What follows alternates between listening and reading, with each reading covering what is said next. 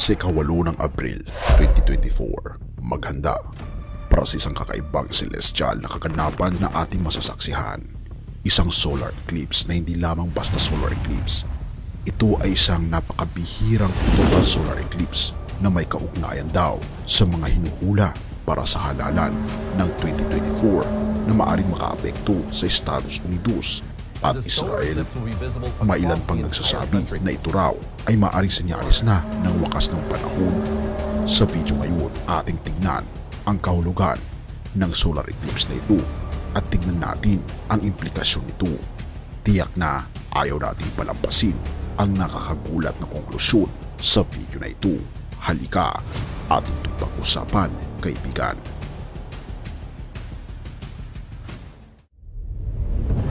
Sa iba't ibang bahagi ng Biblia, matatagpuan natin dito ang iba't ibang koneksyon sa pagitan ng mga pangyayari sa huling araw at ang pangyayari sa ating kalawakan. Marami mga teksto ang nagsasalaysay tungkol sa araw, buwan at mga bituin at maging ang mga eclipse na nauugnay sa mga hulat tungkol sa mga huling araw. Halimbawa na lamang, sa Lucas 21 verse 25 sinasabi rito, may magiging mga tanda sa araw, buwan at mga bituin. At sa lupa ay mangangamba ang mga bansa sa pagkakabalisa sa pagkilos ng alon at ng dagat. Ang mga ito ay mga senyalis ng mga pangyayari sa mga huling araw, kaibigan. Kaya't kapag nakakita ang mga tao ng mga kakaiba o bihirang pangyayari sa astronomiya, madalas sila mag-isip kung ang mga huling araw ay malapit na. Upang tunay na maunawaan ang kahulugan ng isang senyalis tulad ng isang solar o lunar eclipse, mahalaga na suriin natin ang kasaysayan. Pag-aralan ang mga biblikal na sanggunian sa mga katulad ng mga pangyayaring ito. Obserbahan ang mga kaganapan at maingat na suriin ang mga kalagayan. Sa pamagitan ng mga pagkumbina sa mga ito, maaari nating malaman kung ano ang tunay na babala o kung ito ba ay bahagi lamang ng isang malaking nagsisilbing biblikal o kaya ito ba ay bahagi ng isang malaking biblikal na hula.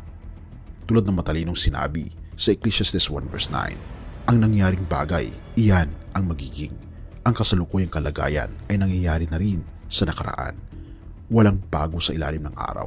Ibig sabihin nito, nagpapatuloy ang kasaysayan sa pag-uulit ng mga pangyayari at dito pumapasok ang nakakagulat. Nananatili ang katangian ng Diyos na hindi nababago mula noon hanggang ngayon at maging bukas. Ibig sabihin nito, patuloy na nakikipag-usap ang Diyos tulad ng dati at tinutugunan ang kasalanan ng mga bansa tulad ng ginawa niya sa buong kasaysayan at sa Biblia. Umaani ng mga pattern ng pagkakasunod-sunod, lalo na sa pagkakaroon ng pagkaidolo at kasalanan ng isang bansa na patuloy na hinaharap ng Diyos. Bawat mahalagang propeta sa Biblia na sumasalungat sa idolatry at kasalanan ng Israel ay sinusundan ng mga tiyak na sinyalis at babala na nagpapahiwatig kung ano ang mangyayari pagkatapos. Pag-aralan natin ang kahalagan ng araw at buwan bilang mga senyalis ng hula. Ang mga senyalis na ito ay may partikular na kahalagahan sa mga hula sa Biblia, lalo na tungkol sa mga huling araw. Sa Joel 2 verse 30-31 sinasabi, ipapakita ko ang mga himala sa langit at sa lupa, dugo, apoy at usok. Ang araw ay magiging madilim at ang buwan ay magiging parang dugo, bago dumating ang dakila at kakilakilabot na araw ng Panginoon. Nagsasalaysay ito ng mga himala sa langit at sa lupa kasama ng pagdilim ng araw at ang pagiging parang dugo ng buwan bilang senyalis na malapit na ang paghuhukom. Ipinapakita ng mga imahe na ito ang malapit na kaguluhan. Ang dugo ay kumakatawan sa digmaan at hukom, samantalang usok at apoy ay nagpapahiwatig ng pabutok ng bulkan at ng lindol. Ang mga pangyayaring ito sa langit ay mga senyalis ng mga mangyayari na susunod. Alam mo ba na ang Blood Moon Tetrad mula 2014 hanggang 2015 ay may kaugnayan sa nangyari sa Israel? Oo, sa bawat pangyayari sa buwan, marami ang nangyayari sa Israel at hindi lamang sa Israel, kundi pati na rin sa bansang Roma at maging sa Estados Unidos. Na kung ating mapapansin na sa darating na halalan at sa nalalapit ng pag-upo ng bagong presidente ng Estados Unidos ay magkakaroon ng isang solar eclipse na mangyayari sa April 8, 2024. At sinasabi pa ng karamihan, mabubuo rin daw ang isang konstelasyon na tila baga isang leon na ang leon ay sumisimbolo sa Lion of Judah at sa Jerusalem. At ang hugis daw ng eclipse ay pa-X, na ang ibig sabihin daw ng X sa titik ng Hebreo na Tav ay kumakatawan sa isang pagtatatak o pagsiselyo. Ang titik na ito ay mahalaga dahil ginagamit ito lamang 2 beses sa Biblia.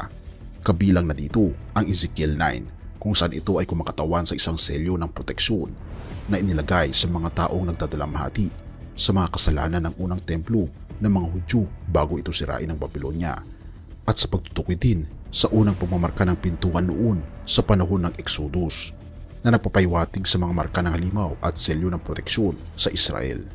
Ang Israel ang bayan ng Diyos at tayo ang espiritual Israel. May kinalaman kasi ang pagsiselyo sa huling mga araw. Kung sino nga ba ang sa Diyos at kung sino nga ba ang sa kay Satanas. At malapit na itong mangyari. Ang mga matatakan ng ating Panginoong Diyos ang siyang magmamana ng buhay na walang hanggan.